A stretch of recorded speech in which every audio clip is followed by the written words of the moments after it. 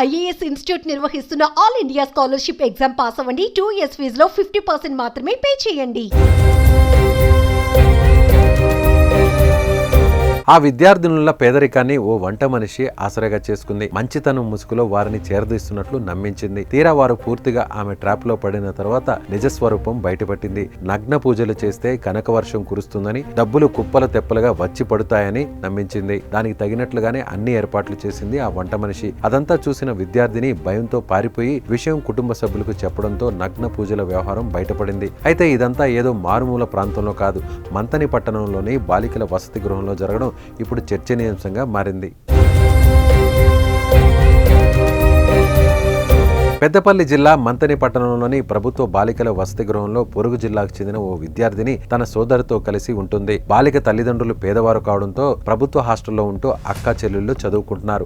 వారి పేదరికాన్ని ఆసరాగా చేసుకున్న హాస్టల్లో పనిచేసే ఓ వంట మనిషి దారుణానికి ఒడికట్టింది.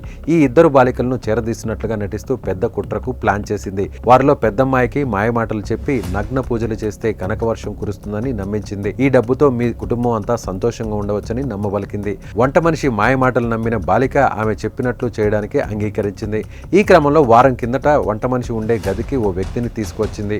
అక్కడికి బాలికను పిలిపించి అతని ముందర నగ్నంగా ఉండాలని చెప్పింది. అప్పుడు అతడు ప్రత్యేక పూజలు చేస్తాడని, అప్పుడు డబ్బు బంగారం రాసులు కురుస్తాయని చెప్పింది.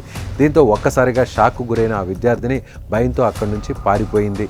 మంతని పట్టణంలో ఉన్న తమ బంధువుల ఇంటికి వెళ్లి 4 రోజులుగా అక్కడే తలదాచుకుంది. అనంతరం అసలు విషయం బాలిక తల్లిదండ్రులకు చెప్పడంతో స్థానికంగా కలకలం రేగింది. బాలిక తల్లిదండ్రులు, కుటుంబ సభ్యులు, బంధువులు హాస్టల్ వద్దకు చేరుకుని సదరు వంట మనిషిని నిలదీశారు.